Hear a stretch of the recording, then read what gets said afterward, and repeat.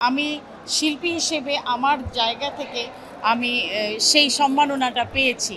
মানে আমি যে হৃদয়ে বাস করছি সবসময়ের জন্য, সেটা আমাকে আরও বেশি মানে প্রমাণ করলো। প্রতিবার সিজেএফবি প্রমাণ করে আগের চেয়ে অনেক বেশি ভালো। তো আজকে ২৪ বছর হয়ে গেল।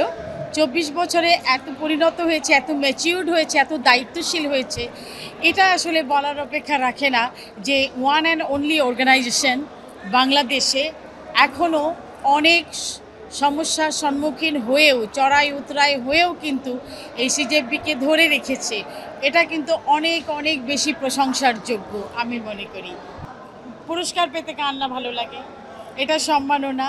এটা আমাকে আরও বেশি মুগ্ধ করেছে, ইনহ্যান্স করেছে। মানে আমি শিল্পী হিসেবে আমার জায়গা থেকে আমি সেই সম্মাননাটা পেয়েছি। মানে আমি যে হৃদয়ে বাস করছি সবসময়ের জন্য, সেটা আমাকে আরও বেশি মানে প্রমাণ করলো যে আমার দেশের মানুষ আমাকে কত ভালোবাসে, আমার ভক্তরা আমাকে কতটা ভালোবাসে শিল্পী হিসেবে, মানুষ হিসেবে।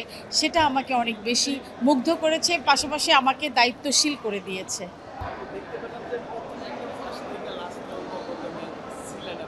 হ্যাঁ,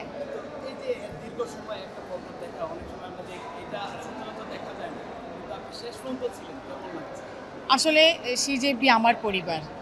কারণ এই জন্যই আমি শুরু থেকে শেষ অবধি বসেছিলাম, কারণ এর সাথে আমি জড়িয়ে আছি বিগত ২৫ বছর ধরে।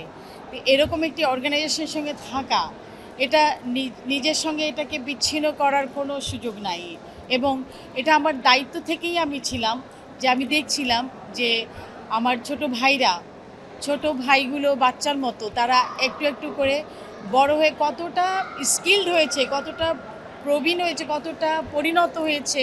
এবং এখন একটা মাস্টারপিস প্রোগ্রাম তারা দিয়ে দিল। তো আমি দেখলাম যে শুধু আমি না, সব দর্শকই সেই শুরু থেকে শেষ অবধি ছিল।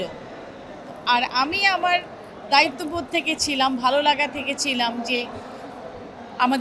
আমাদের শিল্পীরা পরিশ্রম করে পারফরমেন্স করছে, তারপরে আমার ছোট ভাইগুলো কষ্ট করছে তাদের একটা প্রোগ্রামটাকে সাকসেসফুল করার জন্য, এবং সেটা লাস্ট অবধি আমি দেখলাম যে সাকসেসফুল হয়ে গেছে একদম। CJFB, the one and only organization, the best cultural organization, এটা বাংলাদেশে দি বেস্ট।